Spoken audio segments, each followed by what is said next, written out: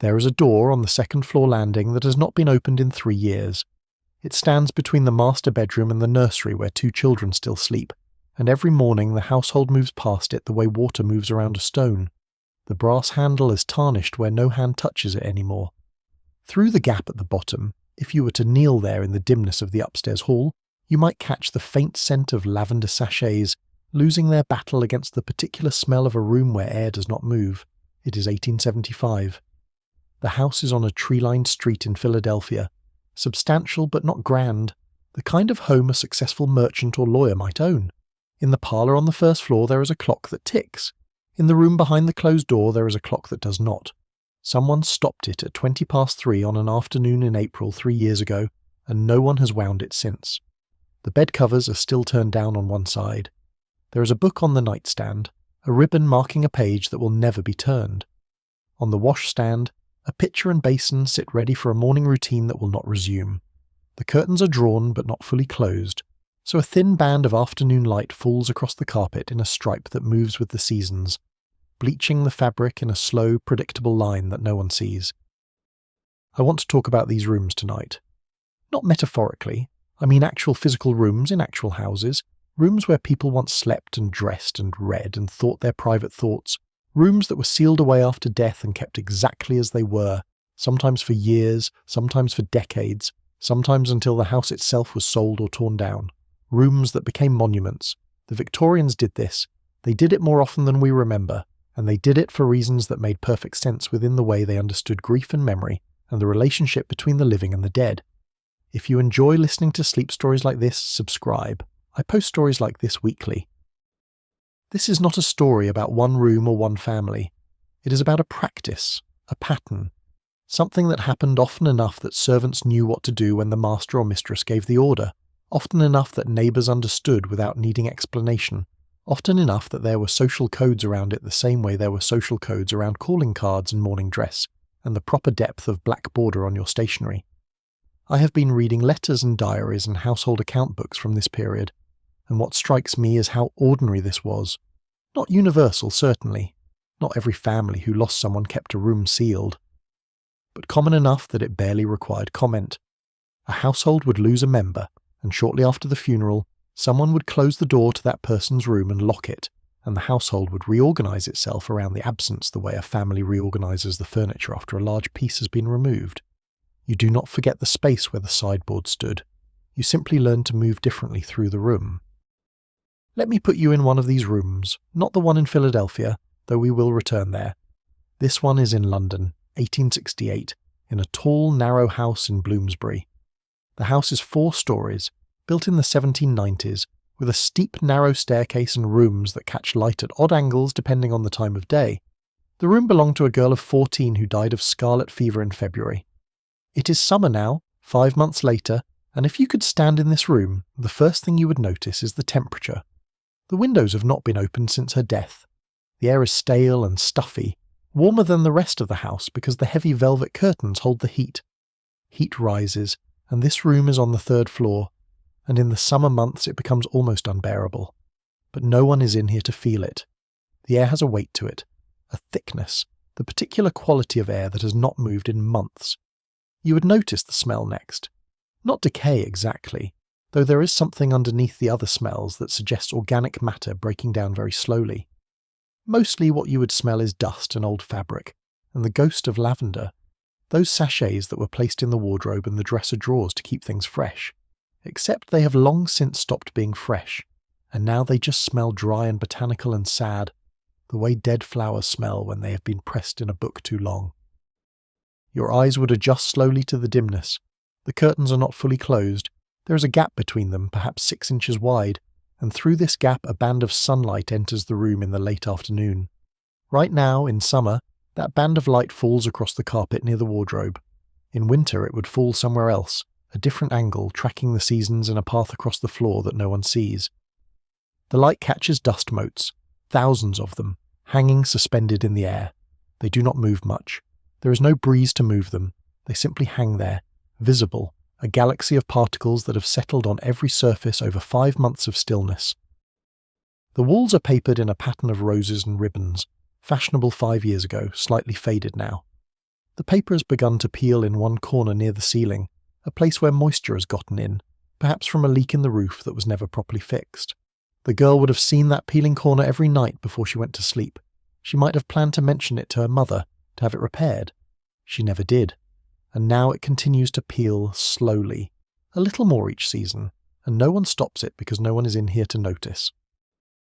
There is a narrow bed with a white coverlet tucked in on both sides with the precision that suggests a servant's final attention to detail.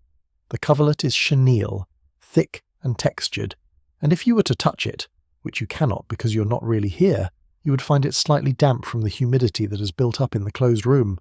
The pillows are plumped. The sheet is turned down at the top just a few inches, as if someone is expected to climb in tonight. On the pillow, barely visible in this light, there is a single long dark hair. It lies in a gentle curve, one end near the edge of the pillow, the other trailing toward the centre. It is perhaps 10 inches long, dark brown, almost black. The girl's hair. No one has touched it. No one has smoothed the pillow or shaken out the coverlet or remade the bed in the 5 months since her death. The bed waits, exactly as it was left on the morning she took ill and was moved to her parents' room where she could be watched more closely. She never came back to this bed. But the bed does not know that. It simply waits. On the wall above the bed, there is a sampler the girl embroidered when she was 10, her name and the date worked in red silk thread, and below it a motto that reads, "Bless this house." The frame is simple pine, painted black. The fabric behind the embroidery is linen, yellowed with age. The stitches are neat, but not perfect. You can see where she started and stopped, where she corrected mistakes. There is a small brown stain in one corner, where she must have pricked her finger and bled onto the fabric. She would have been horrified by that at the time, would have tried to wash it out. But the stain remains, and now it is just part of the sampler's history, part of the evidence that she made this with her own hands. Below the sampler, on a small shelf, there is a photograph in an oval frame. The photograph shows the girl and her brother, taken perhaps 2 years ago when she was 12. They are standing very still, as you had to for photographs in those days, and they both look solemn and slightly uncomfortable. The girl is wearing a dark dress with a white collar. Her hair is pulled back severely. Her brother, younger by 3 years, is wearing a suit that looks slightly too large for him. They are not touching. They are not smiling. The photograph is formal and stiff and deeply Victorian in its refusal to show anything that might be interpreted as spontaneous joy. But their eyes, if you look closely, have a glint in them, a suggestion that as soon as the photographer released them from their pose, they ran off together and returned to being children. The photograph is dusty. The glass over the image is dusty. No one has wiped it in 5 months. The dust softens the image, makes it look older than it is, as if the girl in the photograph existed much longer ago than just 2 years. There is a small writing desk under the window, and on it, arranged as if she has just stepped away, a pen and inkwell, a blotter, 3 sheets of writing paper, and a letter half finished, the ink faded to brown. The desk is painted white with a delicate floral design in gold leaf around the edges, the kind of desk that would have been purchased specifically for a young girl, something feminine and decorative and not too serious. There is a small drawer in the centre, and if you could open it, which you cannot, you would find more writing paper, a stick of red sealing wax, a few postage stamps, a ribbon that has come loose from something, and a pressed flower, probably from last summer, now brown and brittle. But the drawer is closed, and it will remain closed because no one is going to open it. The letter on top of the desk is written in a careful schoolgirl hand. The paper is good quality, thick and cream-coloured, the kind of paper families of a certain class used for correspondence. The writing is neat, but there are a few ink blots where the pen has dripped. The letter is to a school friend, someone named Margaret. It begins with the formal greeting that was standard, "My dearest Margaret," and then it relaxes into the casual tone of girls who know each other well. The girl writes about a book she's reading, a novel by Mr. Dickens, and she's not sure she likes it because the plot moves too slowly. She writes about the weather, which has been dreary. She writes about her brother, who has been tiresome lately, always underfoot, always wanting to play games when she wants to read. She writes that her mother has promised her a new dress for Easter, pale blue, her favourite colour. And then the letter breaks off mid-sentence. I must tell you about the most extraordinary thing that happened last Tuesday when, and that is where it ends, the pen lifted, the sentence unfinished. Whatever extraordinary thing happened last Tuesday was never committed to paper, or if it was written in another letter on another day, and this one was set aside and forgotten, and then she was ill, and then she was dead, and the letter remained here, half finished, waiting for an ending that will never come. The ink has faded from black to brown over 5 months. If you left it another 5 years, it would fade to a pale rust colour. Another 10 years and it might become barely legible. But right now, if you could read it, which you cannot because the light is too dim and you're not really here, you could still make out every word. The slope of her handwriting, the slight rightward tilt, the way she makes her capital M with an extra flourish. All of it still legible, still her. On the mantelpiece there is a clock, also stopped. 23 minutes past 11. The clock is small and ornate, made of brass with a glass face. The kind of clock that would sit on a mantelpiece in a young person's room as a decorative object more than a functional one. The minute hand points to the 4, the hour hand is just past the 11. No one remembers now whether that was the moment of death or simply the moment someone thought to stop the clock as part of the general stopping of things. It might have been the moment she drew her last breath in her parents' room down the hall. It might have been an hour later, when the doctor left and the house went quiet. It might have been the next morning, when someone came to this room to tidy it and thought to stop the clock, because that was what you did when someone died. The reason is lost, but the time remains. 23 minutes past 11. Frozen. Permanent. There is a hairbrush on the dresser, several strands of dark hair still tangled in the bristles. The brush is silver-backed, or silver-plated, the kind of brush a girl of her age and class would have been given as a present, perhaps for her birthday or Christmas. The handle is ornate with a pattern of flowers and vines. The bristles are boar hair, stiff and effective. The strands of hair caught in the bristles are long and dark, almost black in this dim light, and they are tangled around each other and around the bristles in the way hair tangles when it has been brushed repeatedly, day after day, and never fully cleaned out. There might be 50 strands there, maybe more, each one a trace of her, each one a piece of her body still here, still tangible, while the rest of her is in the ground in a cemetery 3 miles away. Next to the hairbrush there is a small collection of china animals, the kind a girl at age might have been collecting since childhood, some chipped, arranged in a line from largest to smallest. There is a cow, white with black spots standing placidly. There is a horse, brown, mid-gallop. There is a sheep, slightly chipped on one ear. There is a cat sitting, its tail curled around its body. There is a bird, bright blue on a tiny base, and there is a rabbit, the smallest, white with pink ears, so delicate it looks like it might break if you breathed on it. These are cheap things, probably purchased at a fair or a market stall, the kind of small trinkets parents buy for children to keep them happy on a long day out. But they have been kept. They have been arranged with care. They have been given a place of honour on the dresser where they can be seen every day. They mattered to her, and because they mattered to her, they have not been moved.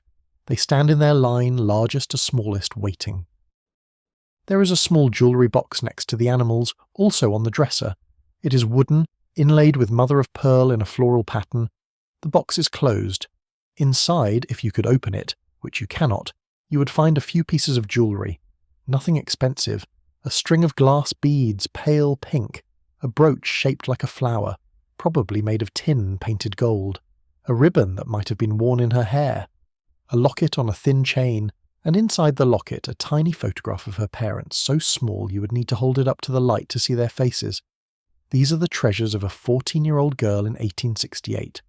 Modest, sentimental, kept in a box that was probably a gift from someone who loved her. There is a drawer in the dresser that holds her underclothes, her stockings, her nightgowns, all laundered and folded, waiting. The drawer is the second from the top, and if you could pull it open, which you cannot, you would find everything arranged with a kind of precision that suggests a servant's work. The undergarments are folded into small neat rectangles. The stockings are rolled in pairs. The nightgowns are folded with the sleeves tucked in, and the fabric smoothed flat. Everything smells faintly of lavender and lye soap and cotton. Everything is clean. Everything is ready. Ready for a girl who will never need them again. There is a wardrobe against one wall, tall and heavy, made of dark wood, probably mahogany. The wardrobe holds her dresses, her coats, her Sunday best, all on hangers, all still carrying the faint scent of the sachets that were meant to keep moths away. The wardrobe door is closed. The wood is carved with a simple pattern, nothing ornate, just a few lines and curves to break up the flat surface. There is a key in the lock, but the wardrobe is not locked. It simply stands there, closed, full of clothes that will not be worn again. If you could open it, if you could look inside, you would find perhaps 6 or 7 dresses.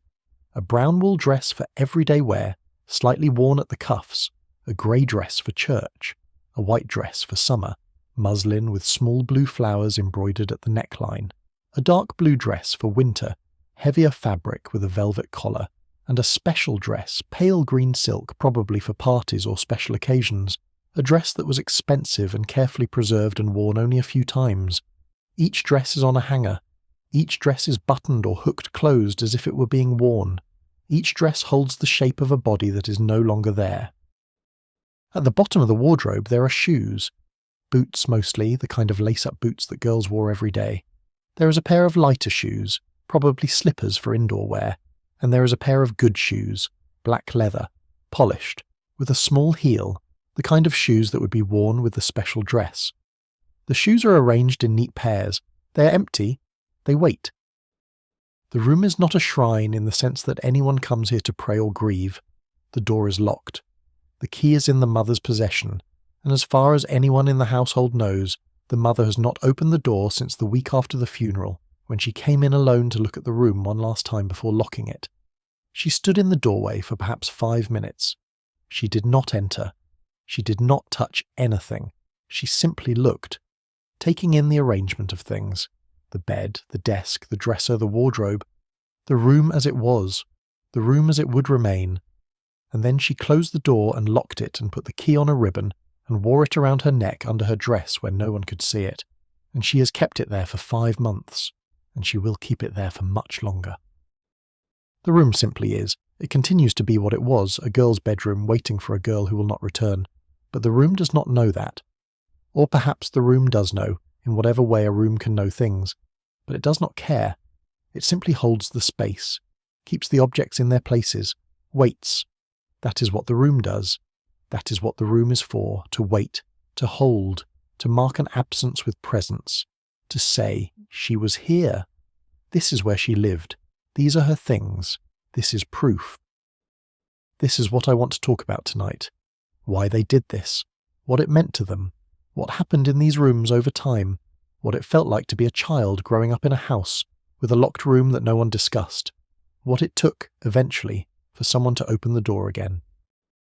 But first I need to give you the context, because none of this makes sense without understanding how the Victorians lived with death.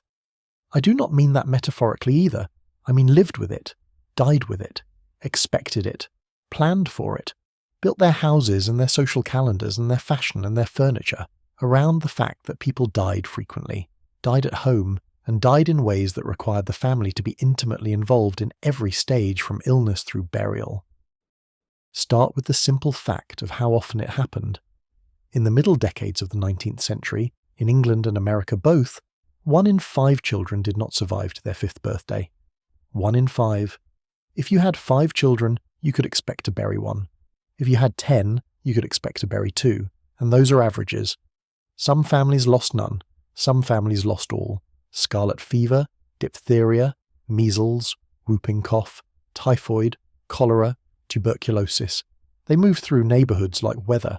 You might have a healthy household in May and a dead child by June. There was no pattern you could predict, no precaution that guaranteed safety, nothing you could do that would ensure your children would outlive you except perhaps the grim arithmetic of having enough of them that some would survive by sheer probability. The diseases themselves were not abstractions. They were specific and terrible, and everyone knew someone who had died of each one. Scarlet fever came with a rash and a burning fever that turned children's faces bright red. It spread fast through households, and you could lose multiple children in a single outbreak. Diphtheria made breathing difficult, created a grey membrane in the throat that slowly suffocated the victim. Children died gasping for air while their parents watched helpless. Whooping cough, which we vaccinate against now without thinking, killed infants and young children by the thousands, especially in winter. Measles, which we think of as a minor childhood illness, was deadly before vaccination. Typhoid came from contaminated water and hit suddenly, high fever and delirium and intestinal hemorrhaging, and it killed young adults as often as children. Cholera was even worse, moving through cities in waves, killing people within hours of the first symptoms, leaving them dehydrated and blue and cold. Tuberculosis, called consumption because it seemed to consume the body from the inside, was slower but no less deadly. It killed young people in their teens and 20s, people in the prime of life, and it killed them over months or years, a slow, wasting away that everyone could see coming but no one could stop. There was a perverse glamour to tuberculosis, a sense that it took the beautiful and the sensitive, that it was somehow a romantic disease. This was nonsense, of course. Tuberculosis did not discriminate based on beauty or sensitivity. But the cultural narrative persisted, probably because it was more bearable to imagine that your child died of something poetic rather than something random and cruel. Adults died too, of course. Women died in childbirth at rates we would find staggering. 1 in 10 pregnancies ended in the mother's death, and many women had 6 or 8 or 10 pregnancies over the course of their childbearing years, which meant that every pregnancy was a roll of the dice. Puerperal fever, hemorrhage, complications from difficult labour, all of these killed women who had been healthy and strong the day before labour began. And there was nothing that could be done. No antibiotics, no blood transfusions, no caesarean sections, except as a last desperate attempt to save the baby after the mother had died. A woman went into labour knowing she might not survive it, and her family waited through the labour knowing they might lose her. That was simply the reality. And it happened often enough that everyone knew someone, a sister or a neighbour or a friend who had died in childbed. Men died of industrial accidents, of infections from minor wounds, of diseases we can now cure with 10 days of antibiotics. A factory worker who lost a finger to a machine might die of the infection a week later. A farmer who cut his hand on a rusty nail might die of tetanus. A man who caught pneumonia in winter might be dead within a fortnight. There were no antibiotics, no real understanding of germs and infection, nothing that could stop a bacterial infection once it took hold. You could be perfectly healthy on Monday and dead by the following Sunday. It happened all the time. People died in their 20s and 30s and 40s, died in what we would consider the prime of life, died and left behind spouses and children, and unfinished work and all the ordinary chaos of a life interrupted. A household that was whole and functional in January might be shattered by March. A family with 2 working parents might become a single-parent household overnight. Children might lose both parents within months of each other and be distributed among relatives. The fragility of life was not an abstraction. It was daily lived reality. And they died at home. There were hospitals, certainly, but hospitals were where poor people went to die among strangers. If you had the means, you died in your own bed, in your own room, attended by your own family and perhaps a hired nurse. And after you died, your body was laid out in the parlour, and your family received condolence calls, and your children were brought in to kiss your forehead before the coffin was closed. Death was domestic. It happened in the rooms where life happened. You died where you slept. The dying process itself was not hidden or sanitized the way it often is now. When someone was seriously ill, the whole household knew it. The sick room became the centre of household life. Family members took turns sitting with the patient day and night. The doctor came and went, though there was little he could do beyond making the patient comfortable. Neighbours brought food. The local minister might visit to provide spiritual comfort. Children were not necessarily shielded from it. They might be kept out of the sick room, but they were in the house. They heard the coughing or the crying or the laboured breathing. They saw the worried faces of the adults. They understood that someone they loved was dying, and they waited just like everyone else to see if the person would recover or if death would come. When death did come, it was attended. People died surrounded by family. The moment of death was witnessed, and immediately after death the body did not go anywhere. It stayed in the house. It was washed and dressed by family members or by a hired woman who specialised in this work. It was laid out, usually in the parlour, though sometimes in the bedroom where the person had died. The windows were opened, no matter the weather, to let the spirit out. Mirrors were covered with cloth or turned to the wall so the spirit would not be trapped. Clocks were stopped at the moment of death. The house went into mourning before the funeral ever happened. The body would lie in state for several days depending on the weather and the time of year. In summer, a body could not be kept long. In winter, it could be kept for nearly a week. During this time, the family received condolence calls. Neighbours came to pay their respects. They sat with the body.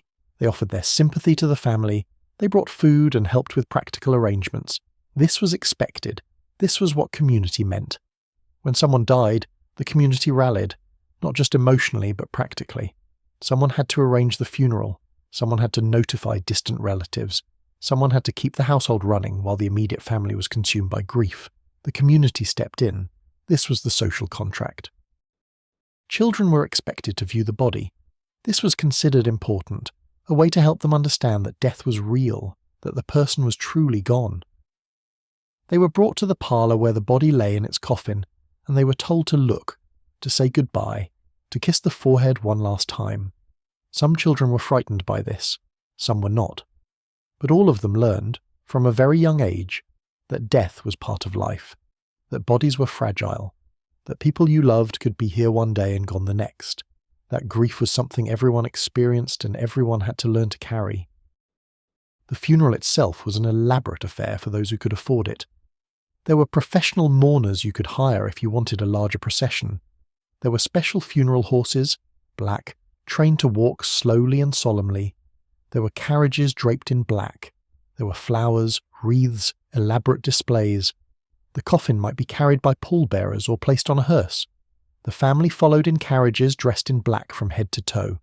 The procession moved slowly through the streets to the cemetery, and people who saw it would stop and remove their hats, a mark of respect. Everyone understood what the procession meant. Death was passing. Someone's life had ended, and the community acknowledged it.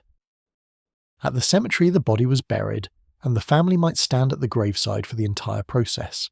They would watch the coffin be lowered into the ground. They would hear the first shovelfuls of dirt hit the wood. They would stand there in their black clothes, in the wind or the rain or the cold, and they would witness the finality of burial. And then they would go home to a house that had been fundamentally changed by the absence of the person who had died. The Victorians understood, in a way we have largely forgotten, that death was ordinary, not good, not welcome, not easy, but ordinary, expected. Part of the rhythm of a household the way births and weddings and christenings were part of the rhythm, and they built elaborate social structures around it precisely because it was ordinary. If something happens often, you develop protocols, you develop language, you develop symbols everyone can read, so that the work of grief does not have to be explained over and over in words. Take mourning dress. A widow wore full black for 1 year, then half mourning for another year, which meant black with touches of grey or lavender or white. After 2 years she could return to colours, though many women wore black much longer. Queen Victoria wore mourning for her husband Albert from his death in 1861 until her own death 40 years later, and while that was extreme, it was not incomprehensible. People understood it. Mourning clothes announced your status. They said, I am not available for social events. I'm not expected to be cheerful. I'm doing the work of grief, and you are not to expect me to do anything else. But it was not just widows. The entire family went into mourning dress, and the length of mourning depended on your relationship to the deceased. A child mourning a parent wore black for 6 months to a year. A parent mourning a child wore black for a year or more. Siblings wore black for 6 months. Even more distant relatives wore some form of mourning, if only a black armband or a black ribbon. And servants wore mourning too, because the death of the master or mistress of the house affected the entire household. When a household went into mourning, everyone in it was marked. The clothes themselves were specific. Full mourning meant black everything. Black dresses, black coats, black gloves, black bonnets, black veils. The fabric was usually crepe, that strange stiff material that rustled when you moved and had a dull matte surface that did not reflect light. Crepe was unmistakable. You could not mistake it for ordinary black fabric. It announced mourning from a distance. And it was uncomfortable. It was heavy. It was hot in summer. It left black dye on your hands and your face if you were not careful. It smelled faintly chemical, and you wore it for months. This was deliberate. Mourning was not supposed to be easy or comfortable. It was supposed to be a burden, a visible sign that you were carrying grief. Half mourning allowed some variation. Grey and lavender and white were acceptable, though still in sombre styles, still with black accents. A woman in half mourning might wear a grey dress with a black shawl. She might wear lavender gloves. But she still could not wear bright colours. She still could not dress festively. She was still visibly in a state of grief. And then there were the accessories. Mourning jewellery was its own industry. Jet jewellery, black as coal, carved into brooches and earrings and bracelets. Hair jewellery, woven from the hair of the deceased into rings and bracelets and watch chains. Lockets that held tiny photographs or locks of hair. Mourning brooches with inscriptions, the name of the deceased and the date of death worked in gold or silver. Some pieces were elaborate and expensive, others were simple and cheap, but all of them served the same purpose. They marked the wearer as someone in mourning. They kept the dead person close, literally in the form of their hair or their image. Children wore mourning too, though for shorter periods. A child mourning a parent might wear black for 6 months, then graduate to grey or white with black trim. Even babies were sometimes dressed in white with black ribbons. The whole family became a visible unit of loss, moving through the world marked. There were calling cards with black borders, increasingly wide borders depending on how recently the death had occurred. A card with a very wide black border, nearly an inch on all sides, announced a very recent death. As time passed, the borders would narrow. After a year, the border might be just a thin line. After 2 years, the cards might return to plain white. This system allowed people to know, at a glance, where a family was in their mourning period, and it allowed others to adjust their behaviour accordingly. You did not extend an invitation to a party to someone whose calling card had a wide black border. You did not expect them to attend social events.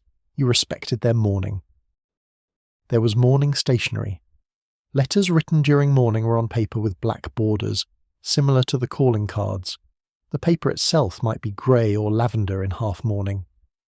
And the letters were expected to be sombre in tone. You did not write cheerful, chatty letters on mourning stationery. You acknowledged your loss. You expressed your grief. You thanked people for their condolences. The stationery was a visual reminder to both the writer and the recipient that this was a time of sorrow. There were rules about when you could receive visitors and who could call on whom. In the immediate aftermath of a death, only close family and very close friends called. After a week or two, the circle widened. Neighbours might call, acquaintances might call. But the calls themselves were formal and brief. You did not stay long. You expressed your sympathy. You offered practical help if it was needed. And then you left. The family was not expected to entertain. They were not expected to serve tea and make conversation. They were allowed to grieve, and the social world accommodated that. There were social events that were off limits to mourners and others, like funerals that were expected. You did not attend balls or parties or theatre performances during mourning. You did not participate in anything that might be considered festive or frivolous.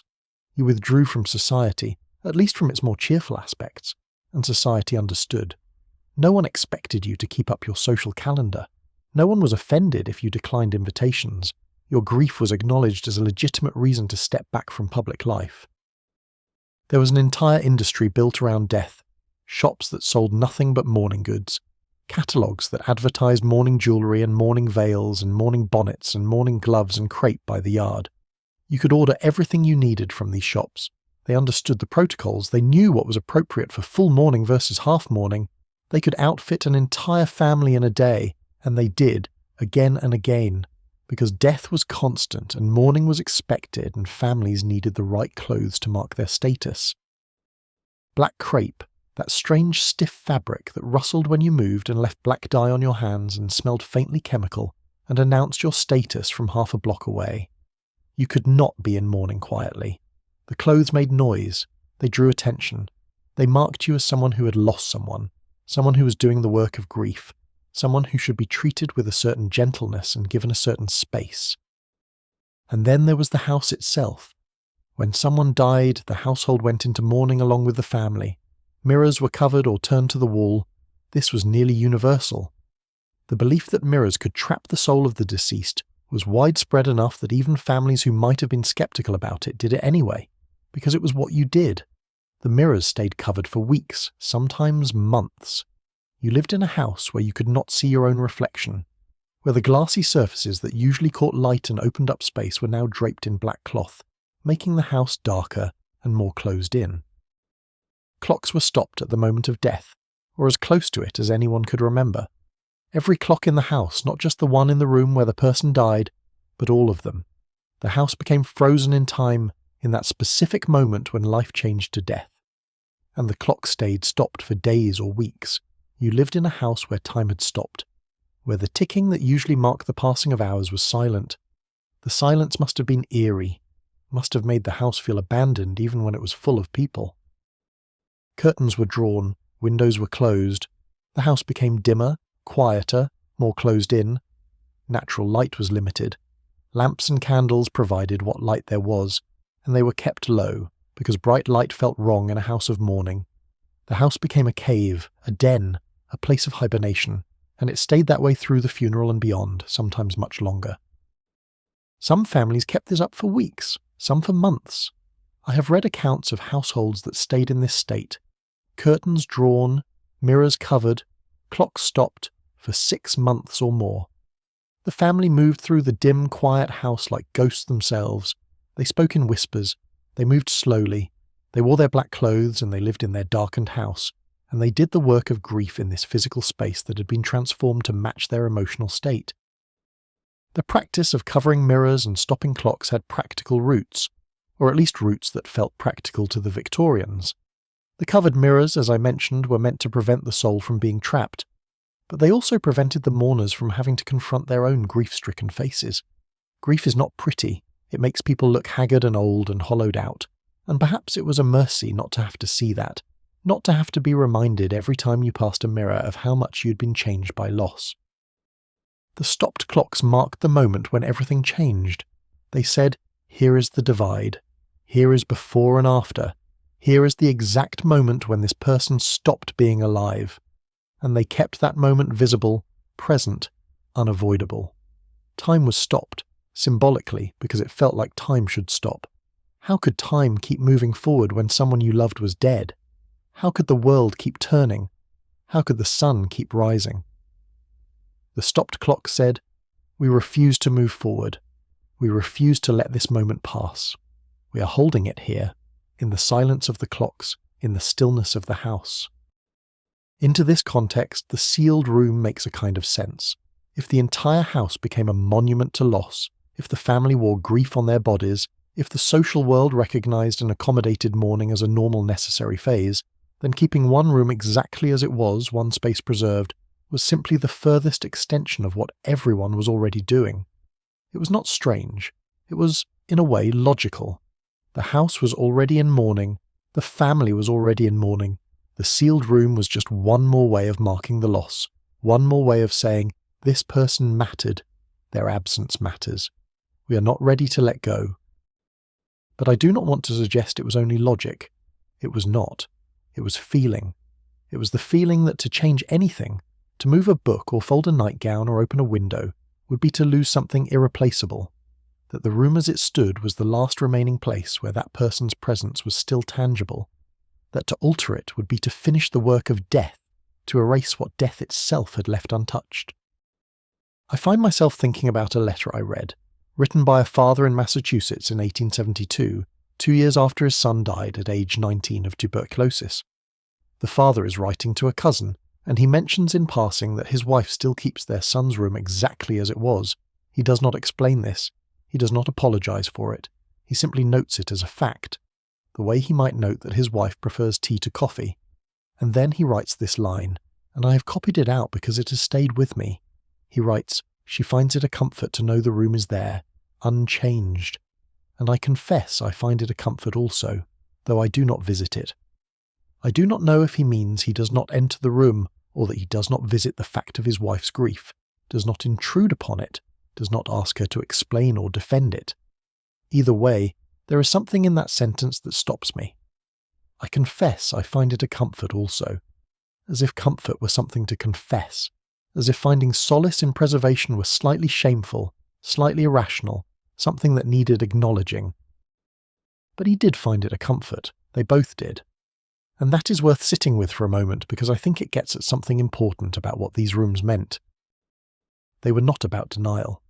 That is the easy modern interpretation. the one that assumes the Victorians, confronted with death, simply refused to accept it and tried to freeze time in a desperate magical thinking attempt to keep the dead person alive. But that is not what the letters and diaries suggest.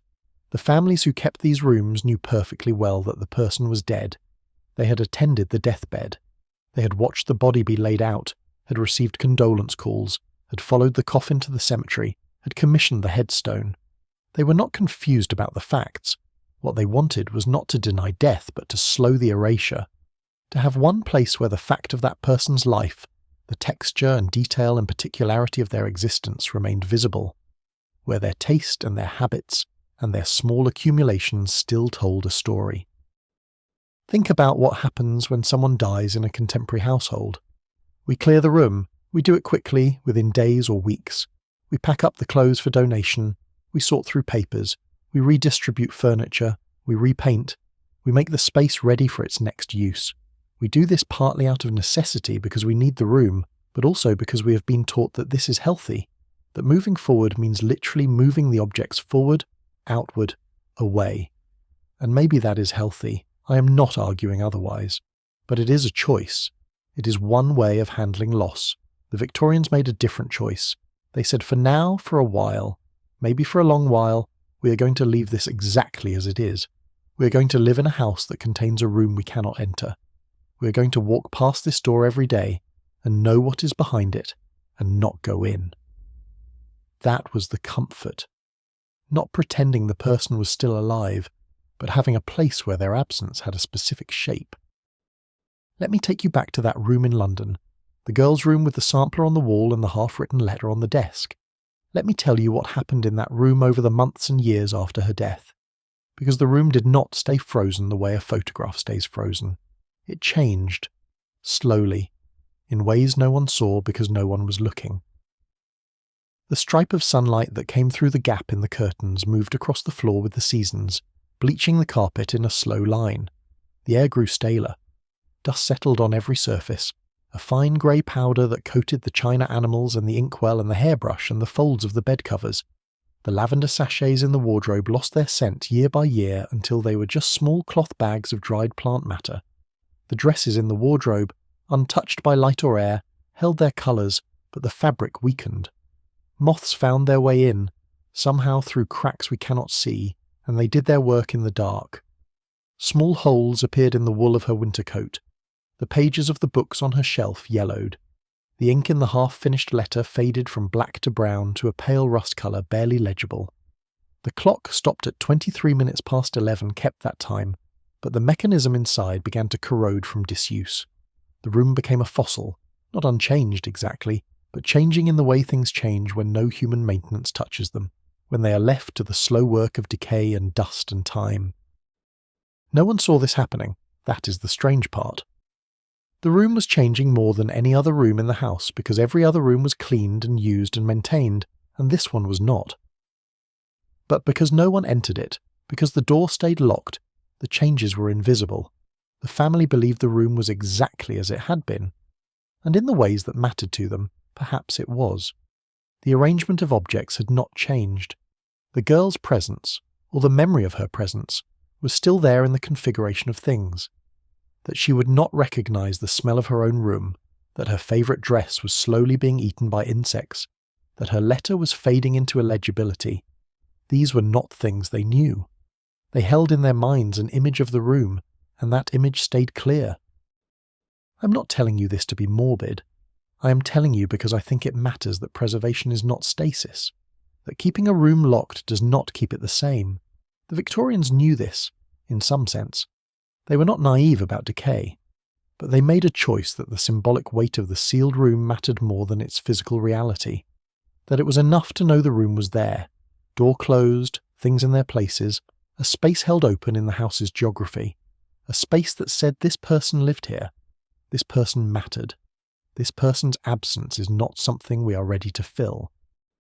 How long did families keep rooms sealed? It varied. Some rooms were opened within months, some stayed closed for years, some stayed closed until the house was sold. I have found references to rooms that were sealed for a decade or more.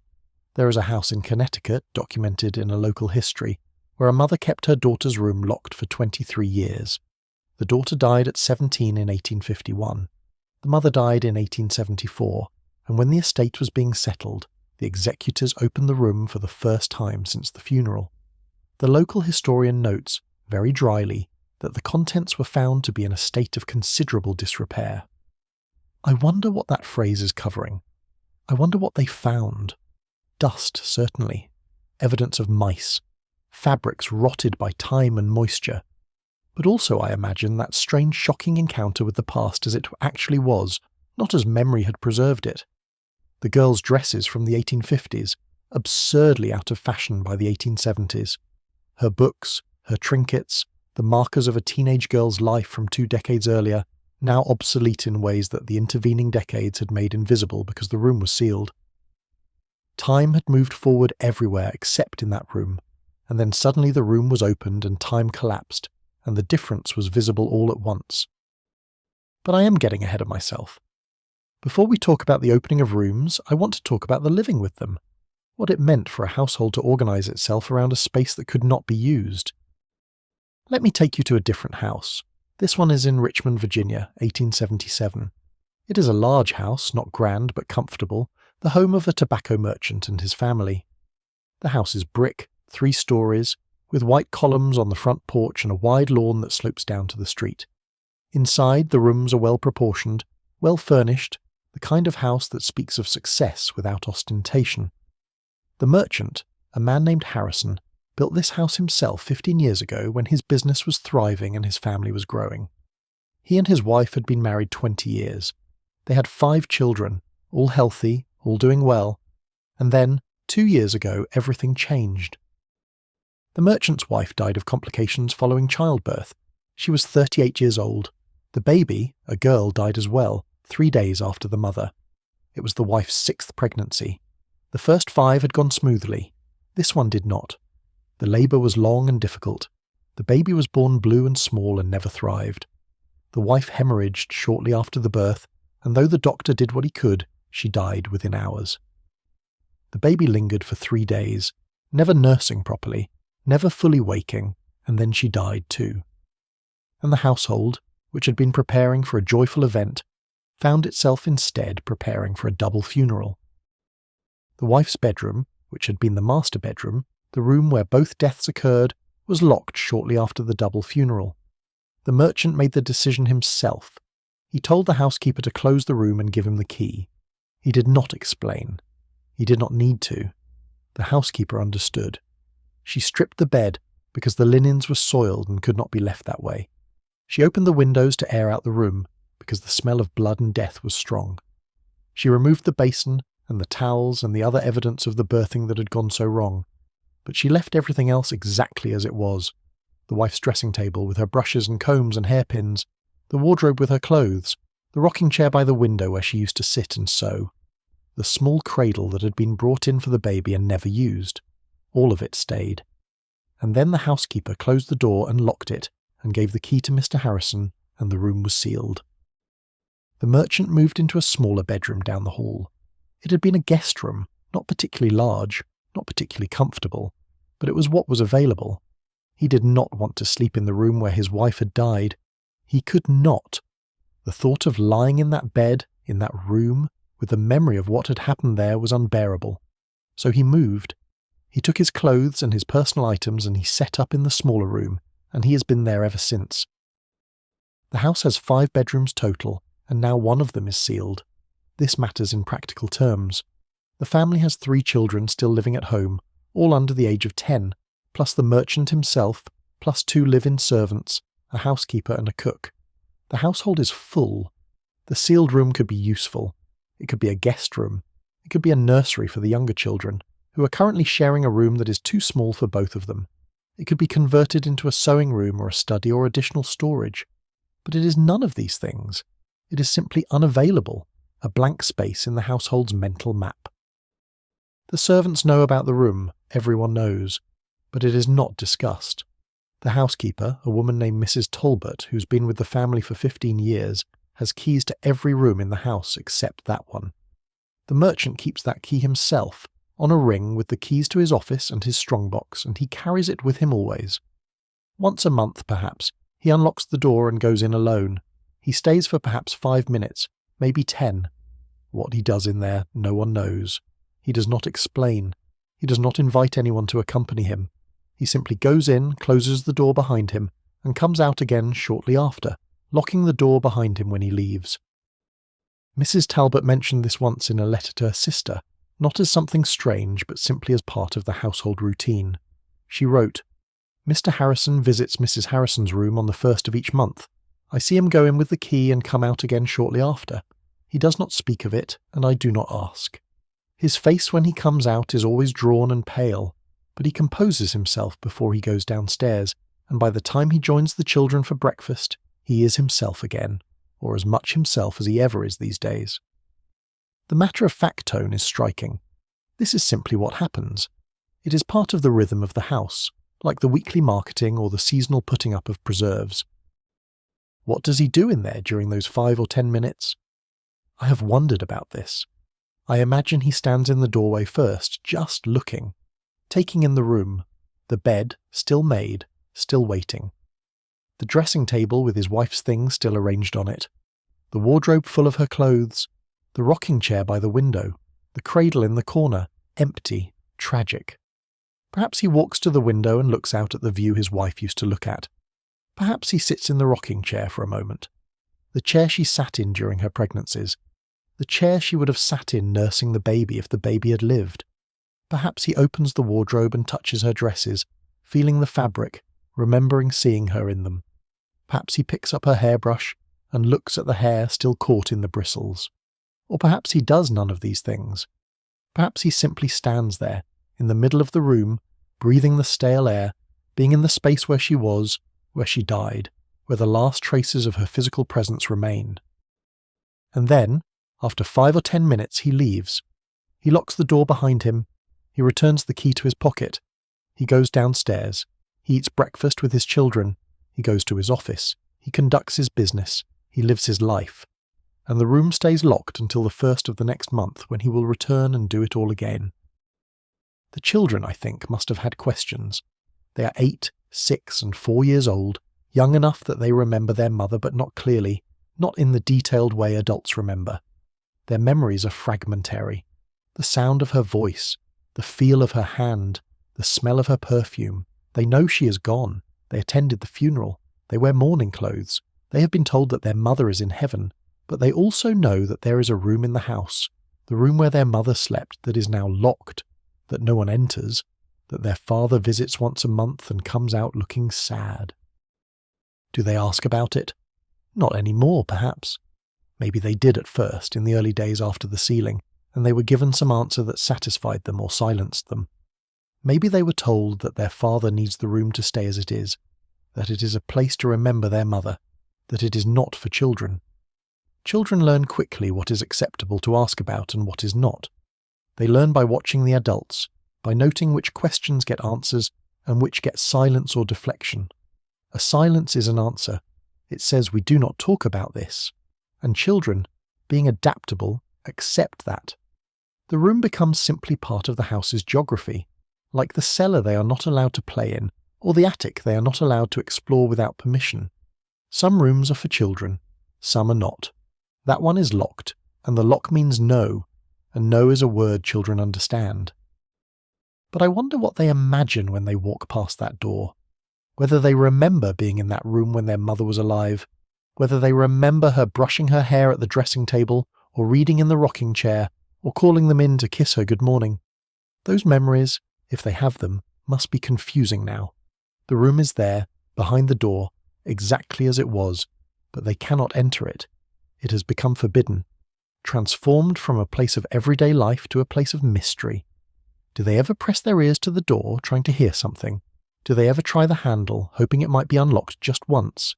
Do they whisper to each other about what might be inside, even though they know perfectly well what is inside? Or maybe it is simpler than that. Maybe the room is just part of the house, the way the furniture is part of the house, present but not thought about. Children are very good at accepting the world as it is given to them. If the adults say the room is locked, then the room is locked. If the adults say we do not talk about it, then we do not talk about it. And life goes on. The children play in their own rooms, they eat their meals in the dining room, they study their lessons in the schoolroom, they live their lives in the parts of the house that are available to them, and the sealed room is simply not part of their world anymore. Except that it is. It is there. It is always there. A closed door on the second-floor landing. A space that used to be part of the house and now is not. An absence made physical. The servants, Mrs. Talbot and the cook, a younger woman named Jenny, have their own thoughts about the room. They are more practical than the children. They see the waste of it. A perfectly good bedroom, sitting empty, while the house is crowded. They see the dust accumulating because even though the room is locked, dust gets in somehow, under the door or through the cracks, and it settles on everything, and no one cleans it because no one goes in. They see Mr. Harrison's face after his monthly visits, the strain of it, and they wonder if this is healthy, if keeping the room sealed is helping him or hurting him. But they do not say anything. It is not their place to question the master's decisions. They run the household, they take care of the children, they cook the meals and wash the clothes and keep the house running, and they work around the sealed room the way they work around any other obstacle.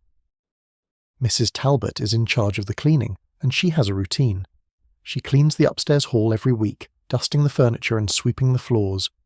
When she reaches the door to the sealed room, she dusts the door frame and the handle, which has tarnished over the 2 years because no one uses it anymore, and then she moves on. She does not linger. She does not try the door. She knows it is locked. There is nothing she can do about the room, so she does not think about it, or at least she tries not to. But sometimes, late at night, when the house is quiet and she's lying in her small room on the 3rd floor, she thinks about that room and everything in it. She thinks about Mrs. Harrison's clothes hanging in the wardrobe, slowly being eaten by moths despite the lavender sachets. She thinks about the dust settling on the dressing table, on the hairbrush, on the rocking chair. She thinks about the cradle in the corner, never used, slowly deteriorating. And she feels a sadness that is not her own grief exactly, because she did not lose a wife or a baby, but a sadness for the household, for the family, for the waste and the sorrow, and the way grief has changed the shape of this house. Jenny, the cook, is younger and less sentimental.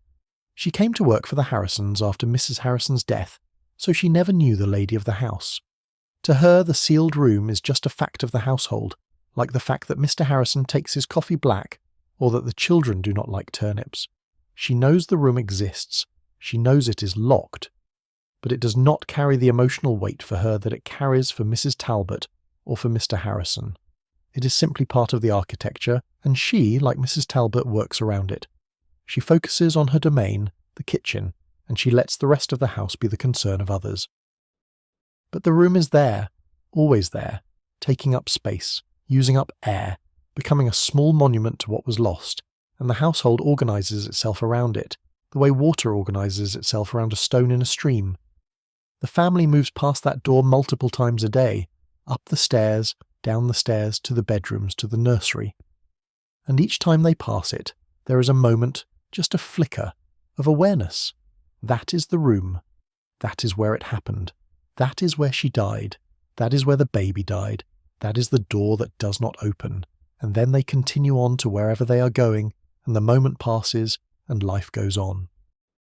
Except on the 1st of each month when Mr. Harrison takes out his key and unlocks the door and goes in, and for 5 or 10 minutes, the room is no longer sealed.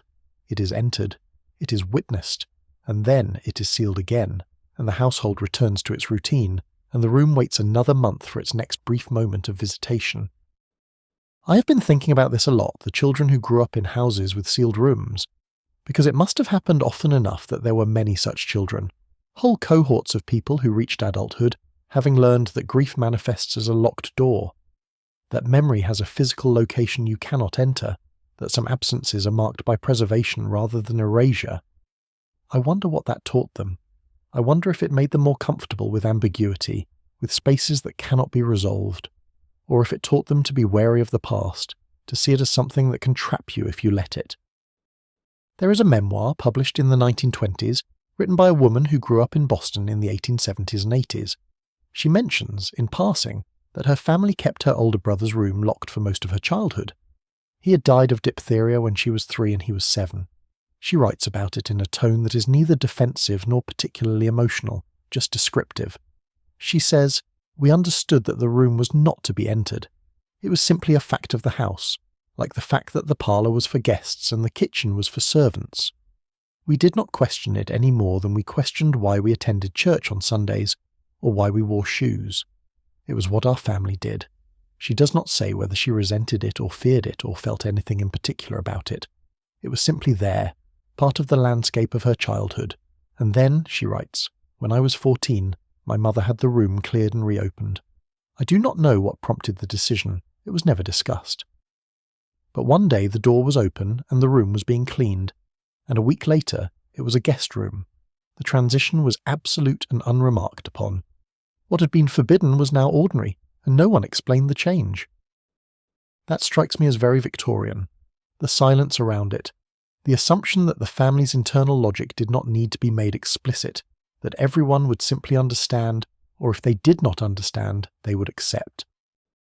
But let us talk about what happened inside these rooms, not the physical decay, which I have described, but the symbolic work they were doing. Because these rooms were not passive, they were active participants in the family's grieving. They held space, literally. They said this person's life cannot be reduced to nothing, cannot be packed away in a trunk and stored in the attic, cannot be absorbed back into the household as if they had never existed. Here is a room, here is proof, here is a door you must walk past again and again, a daily reminder that someone is missing. I think that is part of why they were kept locked, not just to preserve the contents, but to preserve the sense of absence.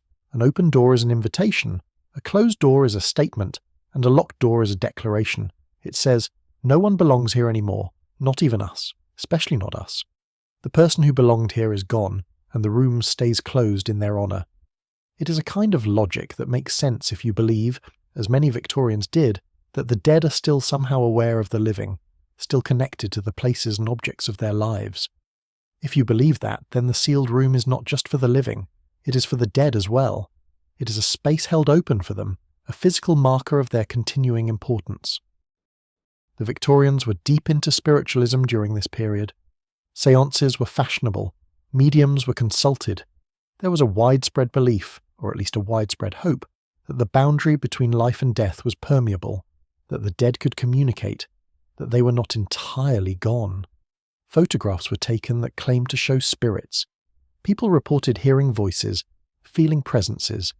Whether any of this was real, or all of it was grief and wishful thinking is beside the point. What matters is that the culture provided language and ritual for staying connected to the dead, and the sealed room fit into that. It was a place where the dead person's presence could be felt, where their objects, untouched, still radiated some sense of who they had been. It was not about bringing them back, it was about not letting them go all the way. Let me tell you about a room in Edinburgh. This one I know about because there is a photograph. Not of the room itself, but of the family who lived in the house, and the photograph includes, in the background, a door with a wreath hanging on it. The photograph was taken in 1883. The wreath was put on the door in 1879, when the eldest daughter of the family died at 21 of tuberculosis. The wreath stayed on the door for at least 4 years, which is how long it appears in the family photographs. Whether it stayed longer, I do not know. But the fact that it was there at all, that the family arranged themselves for a photograph with the wreath visible in the background, tells you something about how ordinary this was. They were not hiding the wreath. They were not ashamed of the sealed room. It was simply part of their house, part of their story, worth including in the photograph. The room behind that door, I've learned from other sources, was kept locked for 6 years. It was opened in 1885 when the family moved to a smaller house. The contents were dispersed among surviving family members. The daughter's clothes were given away, her furniture was sold, her books went to her siblings. The room, as a unit, ceased to exist. But for 6 years it had existed. It had been part of the house's architecture and the family's emotional geography. And then it was not. That is what happens, eventually, to all of these rooms. They are opened, the spell is broken, the objects are dispersed or discarded. The room becomes, once again, just a room. But the opening, I think, is as significant as the sealing, because it marks a shift, a decision, conscious or unconscious, that the time for preservation has passed, that the family is ready, or at least willing to move forward, or simply that circumstances have forced their hand. A house is sold, a widow remarries, and the new spouse cannot live with the ghost of the old one. The children grow up and leave, and there is no one left who remembers the deceased well enough to keep the room sealed. Necessity wins, practicality wins, life wins, in the sense that the living need space and the dead do not. But the opening must have been hard. There are a few accounts of it, not many, but enough to give us some sense of what it felt like. There is a letter, written by a woman in Philadelphia in 1892, describing the day she and her sisters finally opened their mother's room, which had been sealed for 8 years. The mother had died in 1884. The woman writing the letter was the eldest daughter, now married, now living in her own home. She and her sisters had returned to their childhood house to settle the estate after their father's death. The letter is long and detailed, and parts of it are hard to read, not because the handwriting is poor, but because the emotion is so raw. She writes, "We stood outside the door for some time before any of us could bring ourselves to turn the key. I do not know what we expected to find. Some part of me, I think, believed she would still be there, waiting. Of course she was not. The room smelled of dust and old fabric and something else, something sour and closed in. The bed was still made. Her dressing gown was still hanging on its hook. Her brush still had her hair in it. But it was not her room any more. It was a museum of her room. The difference is hard to explain. Everything was exactly as we had left it 8 years ago, but it felt hollow, as if we had preserved the shell but lost the thing itself. That line has stayed with me, as if we had preserved the shell but lost the thing itself, because I think that is what these rooms were in the end. Shells, containers. They held the objects, the arrangement, the physical traces of a life, but the life itself was gone. The presence the family was trying to preserve by keeping the room sealed was not actually in the room. It was in their memory, in their grief, in the stories they told each other, and the rituals they maintained, and the way they moved through the house with the door as a fixed point in their mental map. The room was a focal point for all of that, but it was not the thing itself. And when they opened the door, they discovered what they must have known all along but could not fully believe until they saw it. That the person was gone, that the room could not hold them, that preservation is not resurrection. But I do not want to end there, on that note of loss and hollowness, because I think there is something else happening in these rooms, something that the Victorians understood in a way we have perhaps lost. They understood that grief needs space, literal space, a place to be. We have become very efficient with grief, very streamlined. Someone dies, and we clear out their things, and we move on, and we are encouraged to move on quickly, to process our feelings and reach acceptance and get back to normal. And maybe that works for some people. But the Victorians gave themselves years, they gave themselves rooms, they allowed grief to be slow and repetitive and spatial. They let it take up room in the house. And I think there is something to be said for that, for the idea that loss deserves to be marked, to be given weight, to be allowed to take up space in your life, rather than being efficiently packed away. The sealed room said, this person mattered, their absence matters. We are not ready to let go, not yet. Maybe not for a long time, and the household accommodated that. The family lived with the locked door. The children grew up knowing it was there. The servants cleaned around it. The guests did not ask. Everyone understood that this was how grief looked in this house, in this family, in this moment, and they let it be. I find that moving, honestly. The patience of it, the allowance for irrationality. Because keeping a room sealed is irrational. It serves no practical purpose. It does not bring anyone back. It does not make the grief easier. If anything, it might make it harder, because you are confronted daily with the physical fact of the absence. But the Victorians did it anyway. They chose the daily confrontation over the quick clearing away.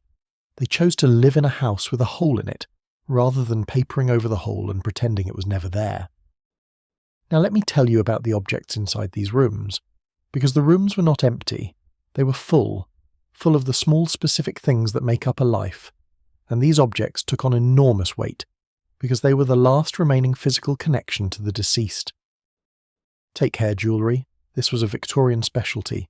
Rings and bracelets and brooches made from the hair of the deceased, woven into intricate patterns and set under glass or mounted in gold. It sounds macabre to us. It is macabre to us. But to the Victorians, it made perfect sense. Hair does not decay. It is one of the few parts of the body that remains essentially unchanged long after death. So if you wanted something physical, something that was actually part of the person, hair was what you kept. And you did not just keep it in a locket, you wore it. You wove it into bracelets that you wore every day. You had it made into watch chains and cufflinks and rings. You incorporated it into your daily life as a physical reminder of the person you had lost. The hair was often taken from the deceased on their deathbed or shortly after death. It would be carefully cut and saved, and then either the family would weave it themselves, following patterns from ladies' magazines, or they would send it to a professional jeweller who specialised in mourning work. The finished piece would be given to family members, and they would wear it, sometimes for years, sometimes for the rest of their lives. Queen Victoria wore a bracelet made from Prince Albert's hair until she died. That was not unusual, that was expected. In the sealed rooms, the remaining hair was often left exactly where it was, on the brush, on the pillow, tangled in a comb, because touching it, moving it, would be to disturb one of the last physical traces of the person. I think of that hairbrush in the London girls' room, the one with several strands of dark hair still tangled in the bristles. Those strands could have been removed. They could have been woven into jewellery and given to her mother or her siblings. But they were not. They were left where they were, as part of the room's geography, as part of the evidence that she had been here. And photographs. The Victorians were obsessed with photography, and they were particularly obsessed with photographing the dead. Post-mortem photography was common.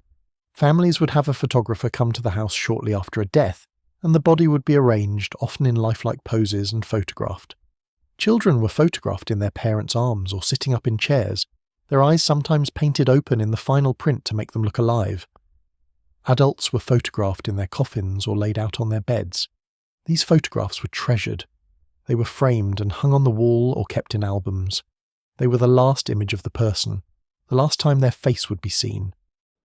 In the sealed rooms, these photographs were often displayed, propped on the dresser or hung on the wall, and they were part of what made the room feel inhabited. The eyes in the photograph watched the room. The face was still there, even if the person was not. And for a family walking past that locked door every day, knowing the photograph was in there, it must have felt like the person was still somehow present, still watching, still part of the household. There were also death masks, plaster casts made of the face shortly after death, capturing the exact contours and features. These were less common than photographs, but not rare. They were kept in the family, often for generations, and they served the same purpose as the photographs. They were proof, evidence. This is what they looked like. This is the shape of their face. Do not forget.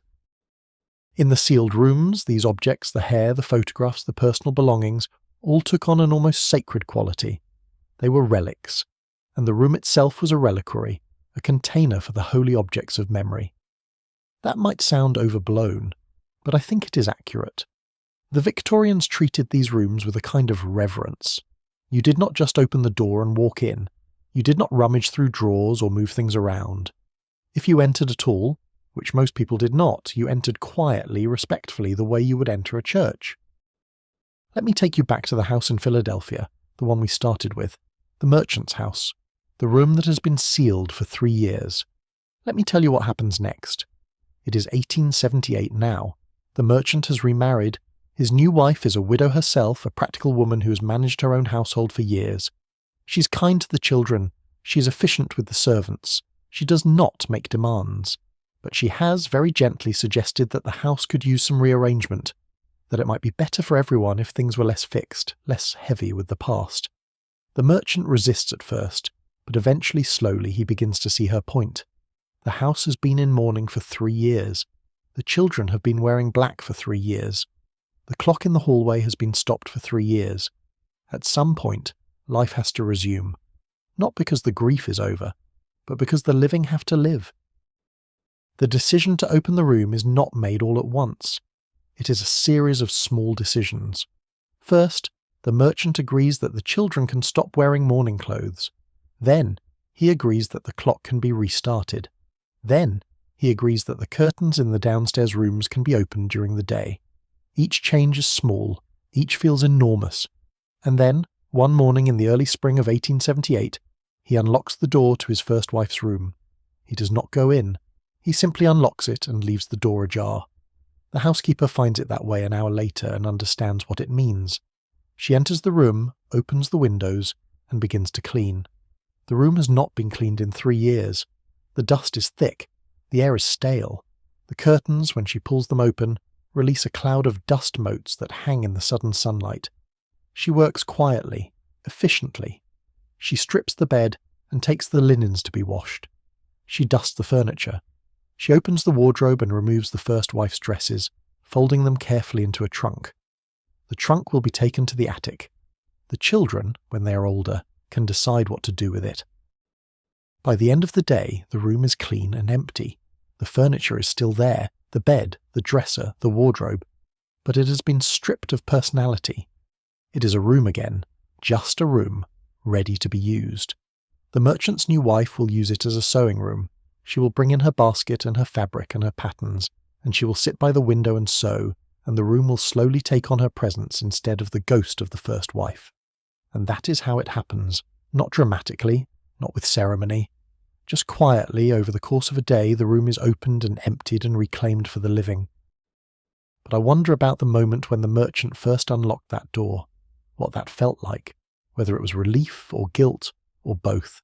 Whether he stood there for a long time with the key in his hand, knowing that turning it would change something irrevocable, that once the room was opened it could never be sealed again. Not really. The spell would be broken. The preservation would end. His first wife would slip a little further into the past, and he would be choosing that. Actively choosing to let her go, or at least to stop holding on quite so tightly. I do not know if he felt guilty. The letter does not say, but I suspect he did, because that is what the sealed room allowed in a way. It allowed grief without guilt. It said, I am not moving on. I am not forgetting. I am keeping this space sacred. And as long as the room stayed sealed, that was true. But opening it meant admitting that life was continuing, that he had remarried, that the children were growing, that the household could not stay frozen forever. And that admission, I think, must have felt like a betrayal, even if it was not, even if it was necessary, even if everyone involved understood it was time. Let me tell you about a different opening. This one is in a farmhouse in upstate New York, 1886. A woman in her 60s is dying. She has lived in this house her entire married life, more than 40 years. Her husband has been dead for 12 years. His room, the room where he slept during his final illness, has been locked since his death. The woman has kept the key on a chain around her neck for 12 years. No one has been in that room since the day of his funeral. Now she is dying and she calls her daughter to her bedside. She hands her daughter the key and tells her to open the room. Not after I am dead, she says. Now. I want to know it has been done. The daughter is shocked. She has never questioned the locked room. It has been part of the house's geography for her entire adult life, but her mother is insistent. Open it now, she says. Let the light in. Let the air move. He is not in there. He never was. I kept it sealed because I thought I needed to, but I do not need to anymore. Open it. The daughter does. She goes downstairs and unlocks the door and opens it. The room is dark and stale and full of dust. She opens the windows, she pulls back the curtains, light floods in, and then she goes back upstairs to her mother and reports that it is done. The mother cries, not from sadness, the daughter wrote later, but from relief, as if a weight had been lifted, as if she had been carrying something heavy for 12 years and could finally put it down. She died 3 days later. The daughter wrote that her mother seemed lighter in those last days, freer, as if opening the room had opened something in her as well. I think about that story often. The idea that the woman kept the room sealed for 12 years not because she needed it sealed, but because she thought she needed it, because it was what you did, because it was expected, because she did not know how to stop. And then, at the end of her life, she realized she could, that the room was not holding her husband's memory. She was, and she did not need a locked door to prove that. But not all openings were like that. Some were forced by circumstance, a house sold, a family scattered, the executor of an estate, someone with no emotional connection to the deceased, opening the room because it was part of the inventory. And I imagine those openings must have been brutal, Strangers walking into a space that was meant to be sacred, seeing it as just another room full of old furniture and outdated clothes. Pricing the contents, hauling things away, reducing a life to a list of items in an auction catalogue. There is a probate record from a house in Baltimore, 1894. The house belonged to an elderly woman who died without children. Her estate went to a distant cousin who had no interest in the house and wanted it sold as quickly as possible. The cousin hired an estate agent to inventory the contents. The agent's report is preserved, and it includes a note about one of the upstairs bedrooms. Room sealed per deceased's instructions. Door unlocked with master key. Contents appear to be personal effects of a child. Clothing, toys, books, all severely damaged by time and neglect. Recommend disposal. No items of value. That is the entire note. No indication of who the child was, or how long the room had been sealed, or what the deceased woman must have felt keeping that room locked for however many years. Just a cold assessment that there was nothing worth saving. I find that devastating. Not because the items had no monetary value, but because the meaning was invisible to the estate agent. He saw junk. He did not see a mother's grief, or a sister's, or whoever had kept that room sealed. He did not see the decades of walking past that door, of holding the key, of choosing every day not to open it. He saw a room full of damaged goods and wrote it off. And that is what happens, eventually, to all of these rooms. They stop being sacred. They become just rooms. The people who knew why they mattered die, and the people who come after see only clutter. But before that happens, before the meaning is lost, these rooms do their work. They hold space for grief. They give it a location. They let it be slow and repetitive and unresolved. They let families say, "We are not ready yet. Not today, maybe not tomorrow, maybe not for years." And the house accommodates that. The life of the household flows around the sealed room the way water flows around a stone. The absence becomes part of the architecture. And that, I think, is what these rooms were really about. Not denial, not an attempt to freeze time, but an acknowledgement that some losses change the shape of your life permanently, that some absences are so large they deserve a room of their own. Now let me talk about class, because these rooms were not equally available to everyone. A family needed space to seal a room. They needed to be able to afford to leave a room unused. For working class families, for families living in tenements or small cramped houses, this was not an option. If you had 3 rooms and 6 people, you could not afford to seal one of those rooms. You needed the space. The bed would be needed by someone else. The clothes would be needed either for another child or to be sold. There was no margin for preservation. Grief had to happen in the same space where everything else happened. Meals and work and sleep and grieving, all layered on top of each other in the same few rooms. So the sealed room was, in a sense, a luxury, a privilege of the middle and upper classes. Families who had enough space that they could afford to lose some. Families who had servants to clean around the absence. Families who had the leisure to grieve slowly, without the immediate pressure of survival overriding everything else. But I do not want to suggest that working-class families grieved any less, or that their losses mattered less. They simply did not have the option of spatial preservation. They had to find other ways. They kept objects, certainly, but not whole rooms. A chair that the deceased sat in, a pipe they smoked, a shawl they wore.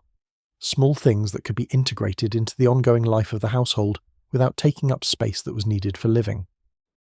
And they had rituals, wake customs, where the body was laid out in the main room and neighbours came to pay respects. Funeral processions where the whole neighbourhood might turn out. Annual remembrances on the anniversary of the death. These were ways of marking loss that did not require dedicated space. They used time instead. Set aside hours or days when grief was acknowledged, and then returned to the work of living. The sealed room, by contrast, was a permanent marker, a long-term commitment, and it required resources, not just space, but also the emotional luxury of being able to indulge grief without immediate practical consequences. If you were a working-class mother with 6 children, you did not have time to visit a sealed room and sit with your memories. You had children to feed and clothes to mend and floors to scrub. Grief happened in the margins, in the moments between tasks, in the lying awake at night when everyone else was asleep. It did not get its own room. So when we talk about Victorian mourning practices, we need to remember that we are mostly talking about middle and upper class practices. The elaborate mourning clothes, the calling cards with black borders, the sealed rooms, These were markers of a certain social position. They required money and time and space, and they were in part about displaying grief in a way that was socially legible. The sealed room said, "We are a family of means. We can afford to leave this space unused. We can afford to prioritize memory over utility." And that was a form of status, a way of showing that your grief mattered, that it was significant enough to alter the physical space of your home. Working-class grief was no less real, but it was less visible. It happened in kitchens and on factory floors and in shared beds where multiple children slept. It was quieter, faster, more integrated into the ongoing rhythm of survival, and it left fewer traces. No locked doors for historians to write about, no inventories of preserved rooms, just the absence itself, and the people who carried it, and the ways they found to keep living. But let me come back to the rooms, because even within the middle and upper classes there were variations. Some families sealed rooms for months, some for years, some for decades. What determined the length? I think it was partly individual personality, the temperament of whoever held the key. But it was also about gender and power. In most households, the person who decided whether to seal a room and how long to keep it sealed was the person with the most authority. Usually the husband and father if he was alive, or the widow if she was the head of household. Children did not get to make these decisions. Servants certainly did not. So the sealed room reflected the grief of the person in power, not necessarily the grief of everyone in the household. There must have been families where some members wanted the room opened and others wanted it sealed, and the person with the most power won. There must have been resentments. Children who needed the space for their own lives but could not say so. Servants who had to clean around a locked door and thought it was nonsense but could not express that opinion. New spouses who moved into a house haunted by the previous spouse's preserved room and had to live with it because they had no authority to change it. I think of the merchant in Philadelphia and his second wife. She must have had opinions about that sealed room, but she could not force the issue. She could only suggest gently that perhaps it was time, and she had to wait until he was ready. The power dynamics mattered. The room was his to unseal, not hers, even though she was living in the house, even though she was raising his children, even though she was building a life there. The ghost of the first wife had a kind of veto power. The sealed room said, she was here first, she still matters, and the second wife had to accept that, at least until the first wife's claim could be gently, slowly negotiated away. That must have been hard. To move into a house with a locked door you cannot open, to know that part of the house is forbidden to you, not because it is being used, but because it is being preserved for someone else's memory. To have to live around that, to organise your life around a space that excludes you. But the Victorians were very good at hierarchy, very good at accepting that some people's feelings mattered more than others, that some people had the right to make decisions that affected everyone. The sealed room was an extension of that. It said, the grief of the person in power matters more than the convenience of everyone else, and everyone else was expected to accommodate that, and they did. Because that was how Victorian households functioned, not democratically, not with everyone's needs weighed equally, but with a clear hierarchy and the understanding that the person at the top of the hierarchy got to decide. Let me take you to one more room. This is the last one, I promise, and then I will bring us to a close. This room is in a townhouse in London, 1893. It belonged to a boy who died at age 9 of meningitis. He was the only son in a family of 4 daughters. His room was sealed immediately after his death. His mother wanted it sealed. She kept the key. She visited the room weekly, alone, for 7 years. And then, when the boy would have been 16, she had the room reopened and turned into a study for his eldest sister, who was preparing for university entrance exams. The mother made the decision herself. She explained it to the family at dinner one evening. She said, "I have kept his room as it was because I needed to, but he would have been 16 now, old enough to be preparing for Oxford, and he would not want his absence to prevent his sisters from their own futures. The room will be opened, his things will be put away, and we will move forward as he would have wanted us to." The daughter who received the study wrote about this moment years later in a letter to a friend. She said, "I think it was the first time I truly understood that my mother's grief was not just about what she had lost, but also about what she had wanted for him, what he would have become. and when she gave me his room, she was giving me the future he could not have. It felt like a great responsibility, like I was living for both of us. That is the version of the sealed room that feels to me the most complete. Not just preservation for its own sake, but preservation as a way of honouring what might have been, and then the eventual opening as a way of letting that possibility flow forward into the lives of the people who remained. The room was held for 7 years as a monument to a boy's life, and then it was released into service for his sister's life. The grief did not end, but it transformed. It became something other than a locked door. I think the Victorians understood something about grief that we are still learning, that it is not linear, that it does not have a fixed timeline, that you cannot simply process it and move on, that it changes shape, that it needs different things at different times. Sometimes it needs preservation, a room sealed, a clock stopped, a hairbrush left with hair still tangled in it. Sometimes it needs release, a door opened, a room cleaned, a future built on top of the past. And the people who are grieving have to decide for themselves when the time for preservation has passed and the time for release has come. No one else can make that decision. No one else can say, "You have grieved long enough. Open the door, clear the room, move on." The person holding the key has to decide, and the Victorians gave them permission to take as long as they needed. We do not do that anymore. We have become impatient with grief. We expect people to be back at work within days of a funeral. We clear out the deceased's possessions within weeks. We turn bedrooms into home offices or guest rooms before the family has even finished writing thank you notes for the sympathy cards. We have decided, collectively, that efficiency is more important than the slow work of letting go. And maybe that is fine. Maybe we are healthier for it. Maybe the Victorian way was too indulgent, too heavy, too focused on the past at the expense of the present. But I think we have lost something too. We have lost the idea that grief deserves space, that absence should be marked, that it is okay to live with a locked door for a while, to organise your life around a space you cannot enter, to carry the weight of the past in the architecture of your present. The sealed room said, "This loss is too large to be tidied away. This person mattered too much to be reduced to a box in the attic. This grief is real and ongoing, and it needs a place to be." And the house, the family, the servants, the neighbours, all understood, all accommodated that. All walked past the locked door and knew what it meant and respected it. I find that beautiful in a way, the permission it gave people to not be over it, to still be grieving years later, to still need a physical marker of the loss. We talk a lot now about giving people space to grieve, but we mean it metaphorically. We mean emotional space, psychological space. The Victorians meant it literally. Here is a room. Here is actual physical space. Use it however you need to. Keep it as long as you need to. We will live around it. And then, when the time came, when the person holding the key decided they were ready, or when circumstances forced the decision, the room was opened.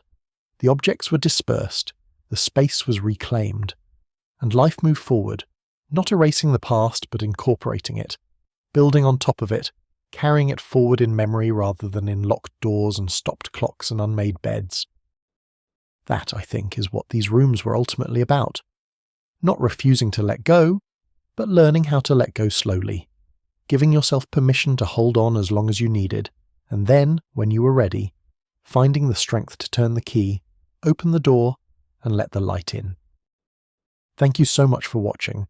If you would like to see more videos like this, please consider leaving a like and subscribing to the channel. It really helps us keep making more content. See you in the next one. Did your family keep any rooms or spaces preserved after someone passed?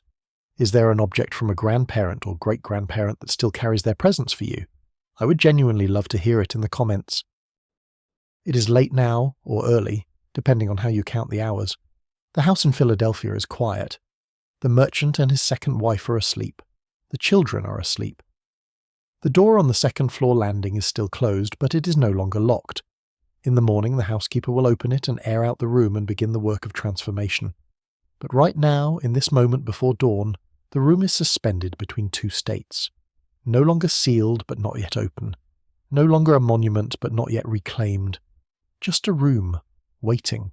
The clock on the mantel, which has not ticked for 3 years, will not tick again. Someone will pack it away or give it to one of the children or sell it. But for now, in this last hour of its vigil, it stands at 3:20, marking a moment that has passed and will not return. The curtains, when they are pulled open tomorrow, will release dust and light, and the stale air of 3 years. The bed will be stripped, the wardrobe emptied, the ghost, if there ever was one, will disappear.